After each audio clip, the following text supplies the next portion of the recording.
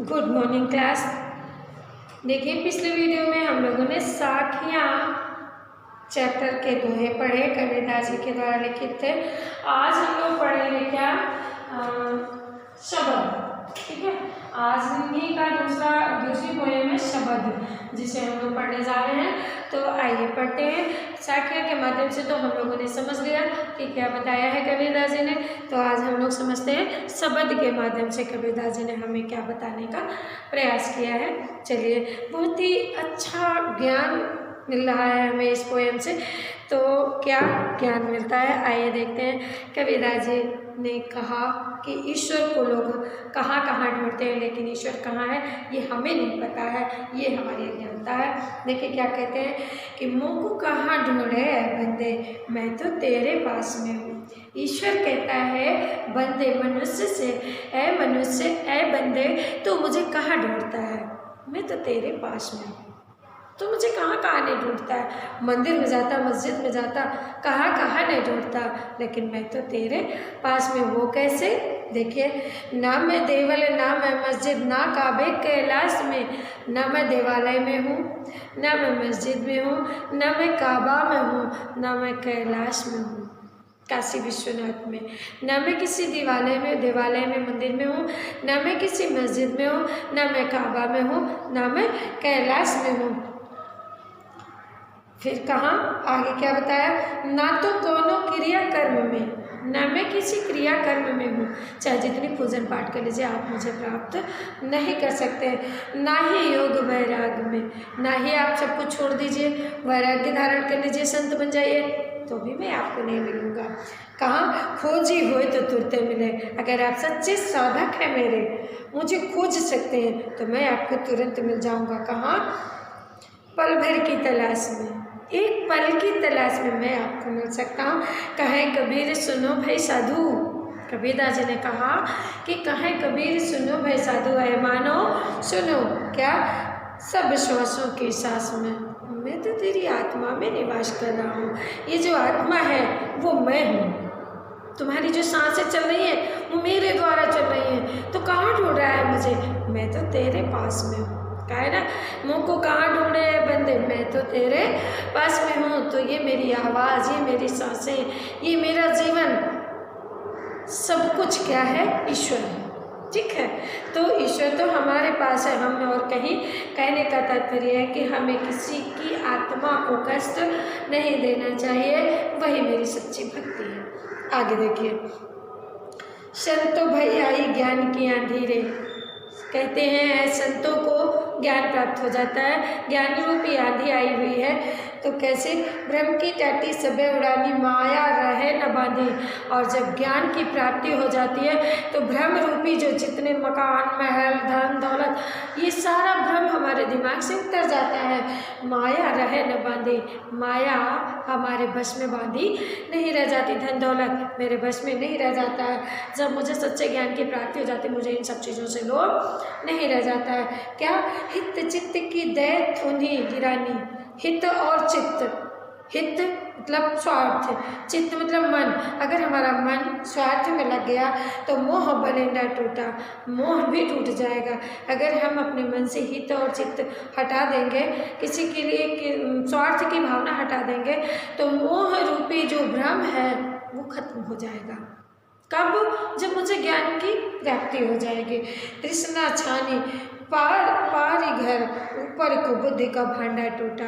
तृष्णा मीन्स प्यास, जब मुझे मोह, लोभ, प्यार, इन सब की प्यास बुझ जाएगी तो मोह का बलेंडा टूटा। अर्थात मेरे अंदर सच्चे ज्ञान की प्राप्ति अगर मुझे करना है तो कब, जब मुझे अपने मन से माया, मोह, लोभ, क्रोध का त्याग करना होगा।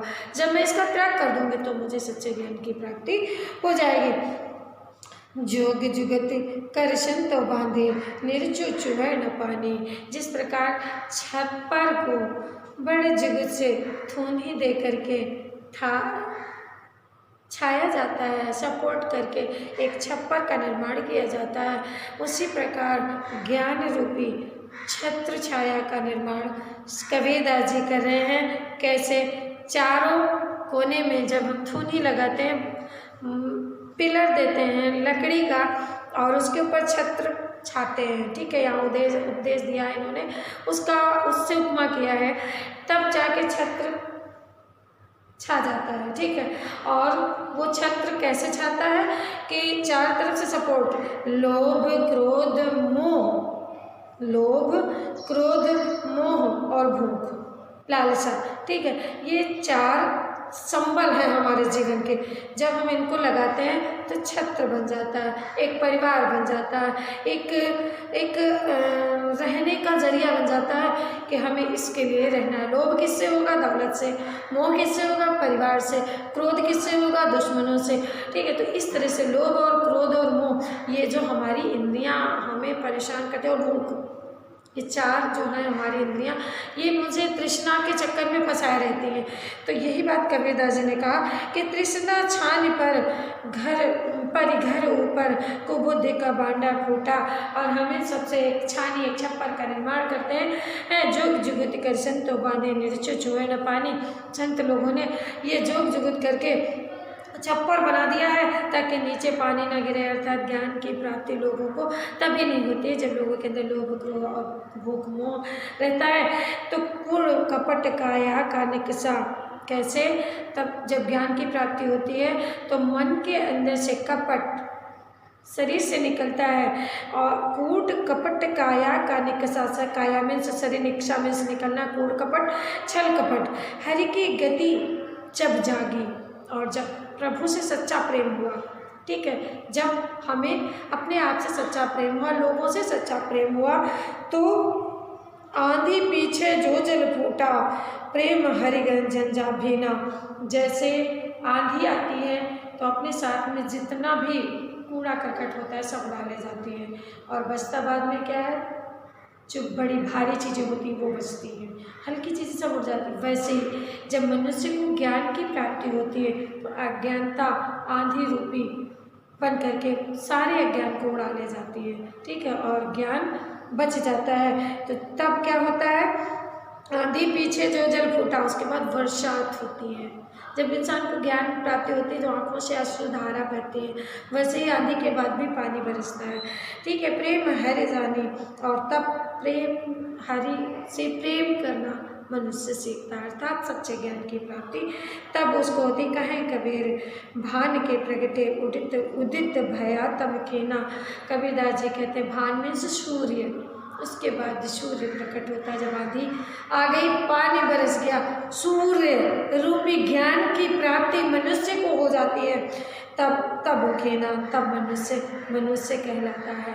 तो इस प्रकार से इन्होंने ये पहले पैराग्राफ में ईश्वर की प्राप्ति के विषय में बताया, दूसरे पैराग्राफ में इन्होंने ज्ञान की प्राप्ति के विषय में बताया कि मनुष्य किस तरह से अपने जीवन के लोभ मोह क्रोध भूख चारों इंद्रियों के बस में रह करके ईश्वर की प्राप्ति नहीं कर पाता है, और जब ये चारों चीज़ें उसके दिमाग से दूर हटती हैं, सच्चे ज्ञान की प्राप्ति होती है, आँखों से अश्रु बहते हैं, तब तक मानव को जब ज्ञान होता है कि ये सब तो नश्वर था, ये संसार में कुछ भी मेरा नहीं था, तब तक अंत समय आ जाता है जब सच्चे ज्ञान की प्राप्ति होती है। तो इस तरह से कबीरदास जी ने हमें सबद चैप्टर के माध्यम से पहले चैप्टर में पहले पैराग्राफ में बताया कि ऐ मानव मुझे कहाँ कहाँ ढूंढते हो, मंदिर में मैं नहीं मिलूँगा, मस्जिद में नहीं मिलूँगा, काबा में नहीं मिलूँगा, कैलाश में नहीं मिलूँगा, और क्या बताते हैं, ना ही मैं किसी क्रिया कर्म के करने से, यानी कि बहुत से लोग अनुष्ठान वगैरह कराते हैं उससे भी मैं नहीं मिलूँगा,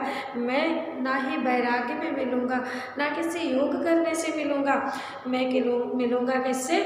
जो अगर खोजी सच्चा साधक है, जो वाकई में मुझे प्राप्त करना चाहता है, तो मैं उसको तुरंत मिल जाऊंगा एक पल की तलाश में, क्योंकि सब सांसों की सांस में ईश्वर कहाँ है उन्होंने बता दिया है कि मैं तो तुम्हारी सांसों में बसा हुआ हूँ, तुम्हारी हर धड़कन में मैं हूँ, तुम्हारी हर सांस में मैं हूँ। नीचे उन्होंने बताया कि अगर तुमने ये पहचान लिया कि मैं तुम्हारी सांसों में हूँ तो तुम्हें ज्ञान की प्राप्ति हो गई, और जब ज्ञान की प्राप्ति हो गई तो लोभ मोह क्रोध भूख चारों इंद्रियों का नाश हो जाएगा और ईश्वर साधक सच्चे ईश्वर की साधना करने में लग जाएगा। तो ये हुआ हमारा कबीरदास जी का चैप्टर, ठीक है। साखियाँ और शब्द हम लोगों ने दोनों ही पढ़ लिया और इसके बाद हम PDF के थ्रू आपको पहले साखियाँ के प्रश्न उत्तर भेजूँगी और उसके बाद शब्द चैप्टर के प्रश्न उत्तर भेजूँगी, ठीक है। तो इस तरह से आप नोटबुक में रेगुलर नोट करें, नोट करके अपना होमवर्क रेगुलर चेक कराएं, ठीक है। बहुत से बच्चों का होमवर्क नहीं आ रहा है, बहुत से बच्चों का होमवर्क नहीं आ रहा है, ये गलत है। आप लोग रेगुलर अपडेट रहें, कुछ काम करते रहेंगे तो समय भी पास होगा, नॉलेज भी होगा और नॉलेज के साथ साथ हमारा कोर्स भी कंप्लीट होता रहेगा, ठीक है। तो अब आज से ऐसी गलती नहीं करना है, आप लोगों को रेगुलर अपने काम करने हैं। धन्यवाद बच्चों।